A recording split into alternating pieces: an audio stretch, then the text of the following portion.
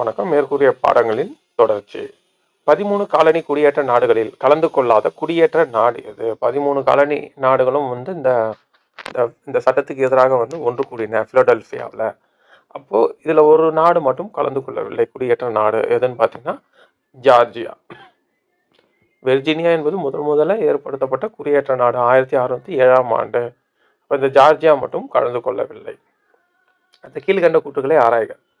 Georgia நீங்களாக மாநாட்டில் கலந்து கொண்ட ஏனைய குடியேற்றங்கள் ஒத்துக்கொள்ள முடியாத சட்டங்கள் நீக்கப்பட வேண்டும் என கோரிக்கை வைத்தனர். சரி, ஆங்கில பொருட்களை புறக்கணிப்பது என்று காங்கிரஸ் முடிவு செய்தது. காங்கிரஸ் என்பது இந்த 13 காலனிகள், இந்த குடியேற்றங்களுடைய பிரதிநிதிகள் அடங்கிய ஒரு மாநாடு தான் காங்கிரஸ் என்று அழைக்கப்பட்டது. பின்னாடி இந்த காங்கிரஸ் என்ற பெயர் அவர்களுடைய அந்த சட்டமன்றத்திற்கு காங்கிரஸ் என்ற பெயர் வைக்கப்பட்டது. அடுத்து, அமெரிக்க சுதந்திர போர் ஏற்பட்ட போது இங்கிலாந்தின் அரசர் யார்? அப்போ இங்கிலாந்து ஆட்சி செஞ்சிருந்த அரசர் பண்ணா 3ஆம் ஜார்ஜ் என்ற மன்னர். 3ஆம் ஜார்ஜ் தான் அமெரிக்க சுதந்திர போரின் போது இங்கிலாந்தின் அரசர். அடுத்து, கீழ்கண்டவற்றுள் மன்னருக்கு அனுப்பிய விண்ணப்பம் எவ்வாறு அழைக்கப்படுகிறது? இந்த மாநாடுல ஒன்று சென்றவங்க எல்லாம் மன்னருக்கு 3ஆம் ஜார்ஜுக்கு ஒரு கடிதம் விண்ணப்பம் அனுப்புறாங்க. அது எவ்வாறு இது பண்ணுகிறதுன்னு பார்த்தீங்கன்னா ஆலிவ் கிளை விண்ணப்பம். இந்த ஆலிவ் மரம் இலையும் இதையும் வச்சு ஒரு விண்ணப்பம் அனுப்புகிறாங்க. ஆனால் அந்த இதை மன்னர் நிராகரித்திருவார். 13 குடியேற்ற நாடுகளும் இங்கிலாந்தில் இருந்து விடுதலை பெறுவதாக அறிவித்த ஆண்டு எது? 1776 ஜூலை 4ஆம் தேதி. இதை தான் சுதந்திர தினமாக அறிவிச்சிருவாங்க. 13 குடியேற்றங்களும் தங்கள் இங்கிலாந்திடமிருந்து சுதந்திரம் பெற்றதாக பிரகடனப்படுத்திக் கொள்வார்கள். எப்போதுன்னா 1776 ஜூலை 4. அமெரிக்காவின் சுதந்திர தினம் என்பது ஜூலை 4ஆம் தேதி தான் குறிக்கும். அடுத்து, அமெரிக்க சுதந்திர பிரதேசத்தை வடிவமைத்ததில் யார் முக்கிய பங்காற்றியவர்? அமெரிக்க சுதந்திர பிரதேச பிரகடனத்தை வடிவமைத்ததில் முதல் பங்கினை வகித்தவர் யார் அப்படின்னு பார்த்தீங்கன்னா தாமஸ் ஜெஃபர்சன். ரொம்ப முக்கியமானவர். அமெரிக்க சுதந்திர பிரகடனத்தை வடிவமைத்ததில் முக்கிய பங்காற்றியவர். குடியேற்ற நாடுகள் சுதந்திர நாடுகளாக இருத்தல் வேண்டும் என்ற கருத்தை முன்மொழிந்தவர் யார் அப்படின்னு பார்த்தீங்கன்னா ரிச்சர்ட் லீ. அந்த குழுவில் இருந்தவங்க யார் பார்த்தீங்கன்னா Thomas Jefferson, Benjamin Franklin, John Adams. அப்போ குடியேற்ற நாடுகள் சுதந்திர நாடுகளாக இருத்தல் வேண்டும் என்ற கருத்தை முன்மொழிந்தவர் யாருன்னு கேட்டாங்கன்னா ரிச்சர்ட் லீ. சுதந்திர பிரகடனத்தை வெளியிட்டவர் யாருன்னு பார்த்தீங்கன்னா தாமஸ் ஜெஃபர்சன். அமெரிக்க சுதந்திர போரில் ஆங்கில படைகளுக்கு தலைமை தாங்கியவர் யார்?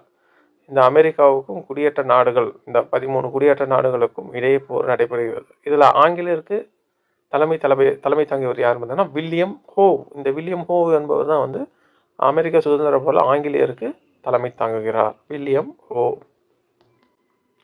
அமெரிக்க சுதந்திர போரில் கொடியேற்ற படைகளுக்கு தலைமை ஏற்றவர் யார்? அமெரிக்க சுதந்திர போரில் குடியேற்ற படைகளுக்கு தலைமை ஏற்றவர் 13 குடியேற்ற நாடுகளுக்கு தலைமை ஏற்றவர் யாருன்னு பார்த்தீங்கன்னா பெஞ்சமின் பிராங்க்லின். மன்னிக்கவும், இது பெஞ்சமின் பிராங்க்லின் கிடையாது, ஜார்ஜ் வாஷிங்டன் என்பவர் தான் தலைமை ஏற்கிறார். பின்னாடி இந்த ஜார்ஜ் வாஷிங்டன் என்பவர் தான் அமெரிக்காவோட முதல் பிரசிடெண்ட்டாக வராரு. George Washington. அப்போ இது பெஞ்சமின் பிராங்க்லின் இல்லை, இதில் ஆப்ஷன்லேயே கொடுக்கல. யாருன்னா ஜார்ஜ் வாஷிங்டன். சரடோகா போர் நடைபெற்ற ஆண்டு எது? எந்த ஆண்டு சரடோகா என்ற பகுதியில் போர் நடைபெற்ற? 1777ஆம் ஆண்டு. அப்போ இங்கிலாந்துக்கு இது பண்ணவர் தலைமையேற்றவர் வில்லியம் ஹோ. அமெரிக்க குடியேற்ற படைகளுக்கு தலைமையேற்றவர் யாருன்னா ஜார்ஜ் வாஷிங்டன்.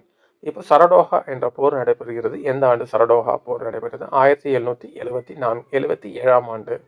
சரடோகா போர் நடைபெற்ற ஆண்டு 1777. கீழ்கண்ட கூற்றுகளை ஆராய்க. போரின் தொடக்க கட்டத்தில் வாஷிங்டனை புரூக்ளினின் நியூ ஜெர்சி இடங்களில் தோற்கடித்து வெற்றி ஈட்டினார். கரெக்டு. வாஷிங்டன் 1777 சரடோகா போரில் ஆங்கில படை தளபதி ஜெனரல் புர்கோயின் சரணடைய நிர்பந்திக்கப்பட்டார். ஆரம்பத்தில் குடியேற்றப்படை சிறிது தோற்கிற மாதிரி இருந்தாங்க. பின்னாடி சரடோகா போரெல்லாம் கொஞ்சம் ஜெயிக்கிறாங்க. 1871ஆம் ஆண்டு என்ற இடத்தில் இங்கிலாந்து படைகள் அமெரிக்க படையிடம் சரணடைந்தது. எந்த இடத்துல சரணடைந்தது? யார்க் டவுன் என்ற பகுதியில் இங்கிலாந்து படைகள் அமெரிக்க படையினிடமிருந்து சரணடைந்தது. 1881ஆம் ஆண்டு. அப்போ பாருங்கள், ஆரம்ப கட்டத்தில் இங்கிலாந்து வந்து கொஞ்சம் வெற்றி பெற மாதிரி தான் இருந்துச்சு. அப்போ 1777 சரடாகோ போர் என்ற ஒரு போர் நடைபெறுகிறது. அதில் வந்து ஆங்கில தலைமை தளபதி வந்து புர்கோயின் என்பவர் வந்து சரடாகா போரில் வந்து சரணடைந்துட்டார் வாஷிங்டனில். அடுத்து 1781ஆம் ஆண்டு யார்க் டவுன் என்ற பகுதியில் இது படுகிறது. அதில் வந்து இங்கிலாந்து படைகள் வந்து அமெரிக்காவிடம் சரணடைந்தன. போர் முடிகின்ற வரை நியூயார்க்கை தன் வசம் வைத்திருந்தவர் வந்து அந்த வில்லியம் ஹோ என்பவர் தான் வந்து வைத்திருக்கிறார். இங்கிலாந்து கிட்ட தான் நியூயார்க்குமே இருக்கிறது. இதுக்கு அமெரிக்காவிற்கு குடியேற்றங்களுக்கு உதவி செய்த நாடு எதுன்னு பார்த்தீங்கன்னா பிரான்ஸ். குடியேற்ற போரின் போது அமெரிக்காவிற்கு முழுமையாக உதவிய நாடு எது? எந்த நாடு முழுமையாக உதவிய நாடுனா பிரான்ஸ். டச்சு, ஸ்பெயின் எல்லாமே உதவுவாங்க. இருந்தாலும் ரொம்ப அளவுக்கு அதிகமாக உதவிய நாடு எதுன்னு பார்த்தீங்கன்னா பிரான்ஸ். அடுத்து, ஆங்கிலேயரை யார் பொது அறிவு 1776 என தலைப்பிட்ட துண்டு பிரசுரம் ஒன்றை எழுதினார்? பொது அறிவு அப்படின்ற ஒரு துண்டு பிரசுரம் யார் வெளியிட்டார்னா தாமஸ் பெயின் என்பவர் தான் வந்து இந்த நூலை வெளியிடுகிறார். கீழ்கண்ட கூற்றுகளை ஆராய்க. நியூயார்க் மற்றும் பென்சில்வேனியா ஆகிய பகுதிகளை சார்ந்த ஆங்கில அரியணைக்கு விசுவாசமாக இருந்தனர். ஆங்கில அரியணைக்கு அறிவசமானனர். நாட்டுப்பற்றாளர்கள் விடுதலை செய்ய வேண்டினர். சரி. விசுவாசிகள் என்ற பிரிவினர் இங்கிலாந்து அரியணைக்கு விசுவாசமாக இருந்தனர். சரி.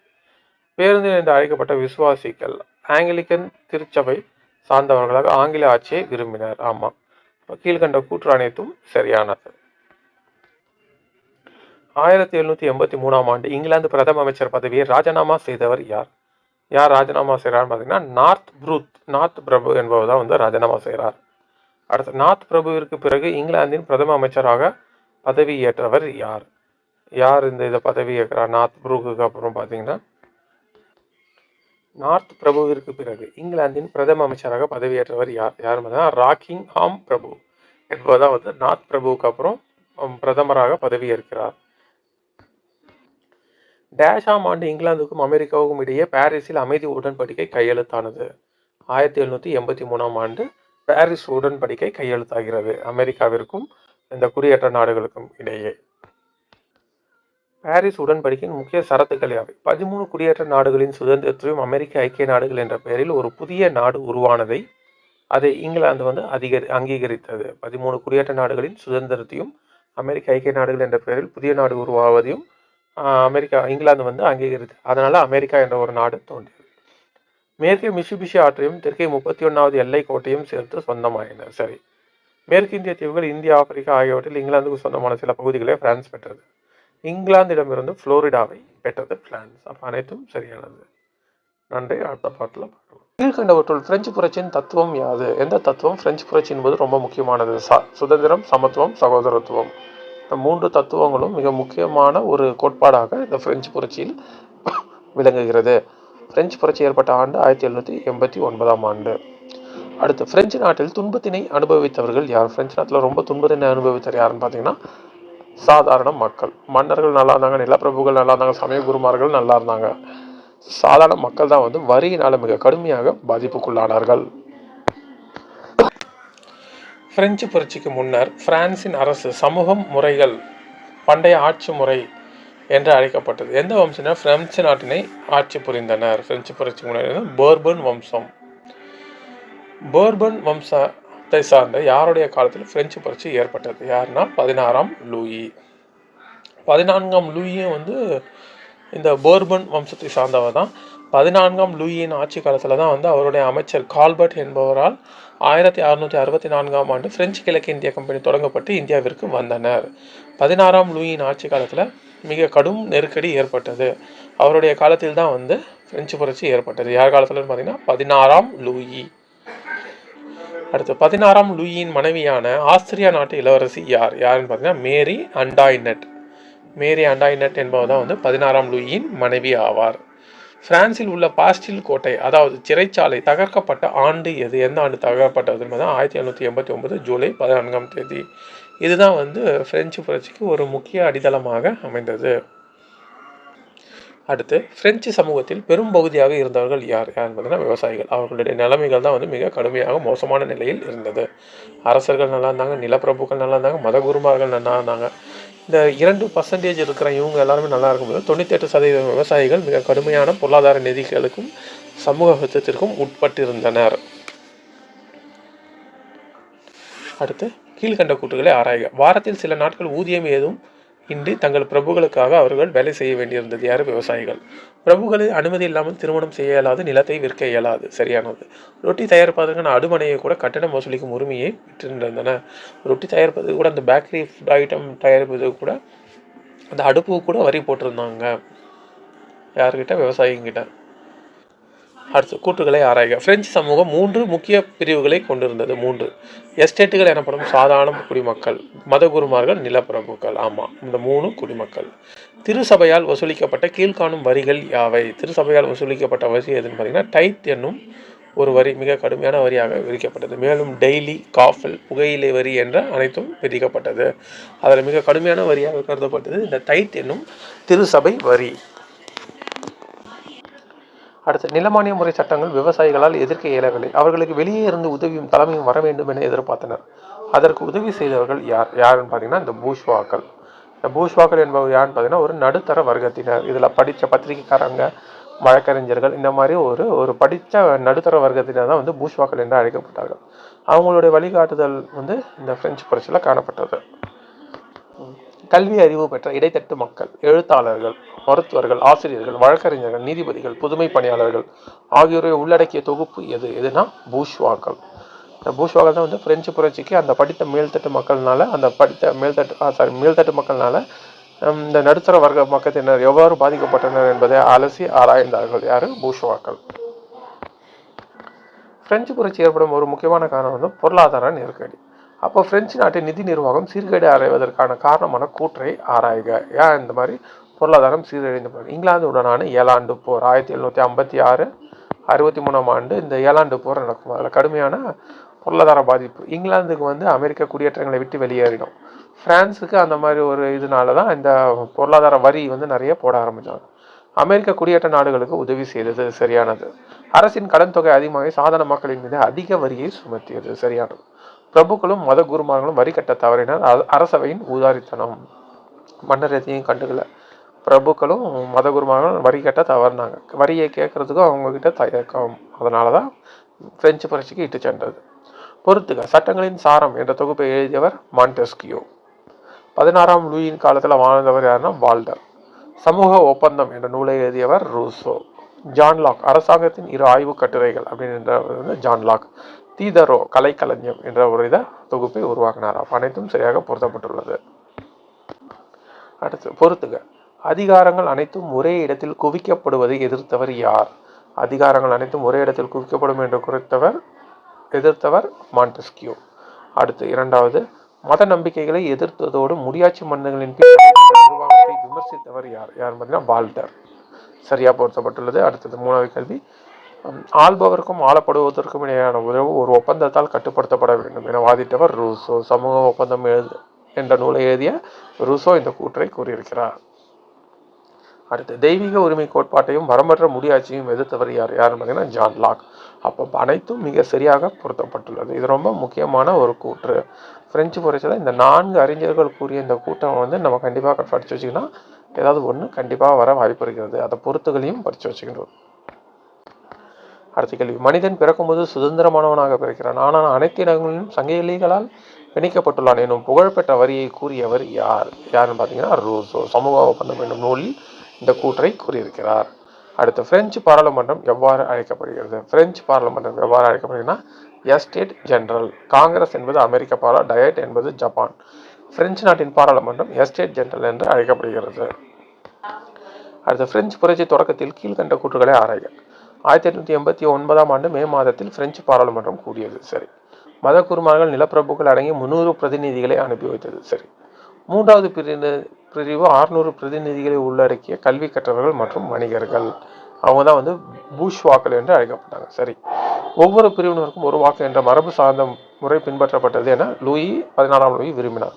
ஆனால் சமூகத்தின் 3ஆம் பிரிவை சேர்ந்த பிரதிநிதிகள் ஒவ்வொரு உறுப்பினருக்கும் ஒரு வாக்கு என்ற கோரிக்கையை முன்வைத்தனர். யாரு? பூஷ்வாக்கள் என்ற ஒரு பிரிவினர்கள் வருகிறார்கள். அப்போ அனைத்தும் சரியாக இது பண்றது. ஆனா இந்த 3ஆம் பிரிவினரின் கோரிக்கையை மன்னர் நிராகரிக்கிறார். கோரிக்கைகள் நிறைவேற்றப்படாததால் சமூக பிரதிநிதிகள் எங்கே ஒன்று கூடினர்? எங்கன்னா பார்த்தீங்கன்னா டன்னீஸ் மைதானம். இந்த டென்னிஸ் மைதானத்தில் இந்த பூஸ்வாக்கள் எனப்படும் இந்த நடுத்தர வர்க்கத்தினர், படித்த நடுத்தர வர்க்கத்தினர் ஒன்று கூடுகிறார். அடுத்து, அரசின் அதிகாரங்கள் குறைக்கப்பட வேண்டும், புதிய அரசியலமைப்பு உருவாக்கப்பட வேண்டும், அதுவரை கலந்து செல்ல போவதில்லை என உறுதிமொழி எங்கே எடுத்தனர்? அந்த உறுதிமொழி எவ்வாறு அழைக்கப்படுகிறது பார்த்தீங்கன்னா, டென்னிஸ் மைதான உறுதிமொழி என்று அழைக்கப்படுகிறது. டென்னிஸ் மைதான உறுதிமொழி. மைதான எதிர்ப்பில் 3ஆம் பிரிவு மக்களுக்கு தலைமை தாங்கியவர் யார்? யாருன்னு பார்த்தீங்கன்னா இருவரும், மிராபு மற்றும் சியாஸ், இருவருமே தலைமை தாங்கினார். அடுத்தது, பிரெஞ்சு நாட்டில் உள்ள பாஸ்டில் சிறை தகர்க்கப்பட்ட ஆண்டு எது? 1789 ஜூலை 14ஆம் தேதி தான் பிரெஞ்சு நாட்டில் பாஸ்டில் சிறை தகர்க்கப்பட்டது. கீழ்கண்ட கூற்றுகளை ஆராய்க. தேசிய சட்டம் நிலமானிய முறையை ஒழித்தது. சரி. அரசர் தேசிய சட்டமன்றம் தோற்றுவிக்கதை ஏற்றுக்கொண்டார். சரி. தேசிய சட்டம் 1750 அரசியலமைப்பை உருவாக்கியது. அதனால் அரசின் அதிகாரங்கள் குறைக்கப்பட்டு சட்டம் இயற்றுதல், சட்டங்களை நடைமுறைப்படுத்தல், நீதித்துறை என பிரிக்கப்பட்டது. அப்போ அனைத்தும் சரி. பாஸ்டில் சிறை தகர்ப்பு 1791 அரசியலமைப்பு சட்டம் இது பண்ணுறதுக்கு ஒத்துக்கொண்டார்கள். அடுத்து, மனிதன் மற்றும் குடிமக்களின் உரிமை பெருமைகள் ஒடுக்கப்பட்டதால் மனநிறைவு கொள்ளாத பெண் சமத்துவ போராளி யார்? யாருன்னு பார்த்தீங்கன்னா ஒலிம்பே டி கோச்சஸ். ஒலிம்பே டி கோச்சஸ் என்பதுதான் இந்த மனநிறைவு கொள்ளவில்லை. ஏன்னா பெண்களுக்கு அந்த உரிமைகள் எதுவுமே இது ஒதுக்கப்படவில்லை. மார்ஸ் ஐபிஎஸ் என்னும் இடத்திலிருந்து பிரெஞ்சு படைகளுக்கான ஒரு பாடலை இயற்றியவர் யார்? இந்த மார்ஸ் ஐபிஎஸ் என்ற இடத்துல பெண்களுக்கான பாடலை எழுதியவர்கள் யாருன்னு பார்த்தீங்கன்னா அவங்களும் ஒலிம்பே டி கோச்சஸ். இந்த மார்சைல்ஸ் என்னும் இடத்திலிருந்து பிரெஞ்சு படைகளுக்கான பாடலை பாடியவர் யாருன்னு கேட்டீங்கன்னா ரூஜெட் தி லிஸ்லே. இவங்க தான் இந்த பாடல்களை பாடினார். இது ஒலிம்பே டி கோச்சஸ் இது பெண் உரிமை போராளி. இவங்க பாஸ்டில் சிறை வீழ்ச்சியின் 1ஆம் ஆண்டு நினைவு விழா கொண்டாடிய போது மனநிறைவு பெறாத மக்கள் தங்கள் எதிர்கொள்ளும் பிரச்சனைகள் குறித்து விவாதம் செய்ய அரசியல் குழுக்களை உருவாக்க தொடங்கினர். அவ்வாறு பாரிஸ் நகரில் புகழ்பெற்று விளங்கிய குழு எது அப்படின்னு பார்த்தீங்கன்னா ஜாக்கோபியன் குழு. ரொம்ப முக்கியமான குழு. ஜாக்கோபியன் குழுவின் தலைமையாளராக செயல்பட்டவர் யாருன்னு பார்த்தீங்கன்னா ரோபோஸ்பியர் என்பவர் தலைமையானவராக செயல்பட்டார். அடுத்து, கார்த்தியர் கிளப்பில் செல்வாக்கு பெற்று திகழ்ந்தவர் யாருன்னா அவரும் ரோபோஸ்பியர். நன்றி. அடுத்த பாட்டில் பார்க்கலாம்.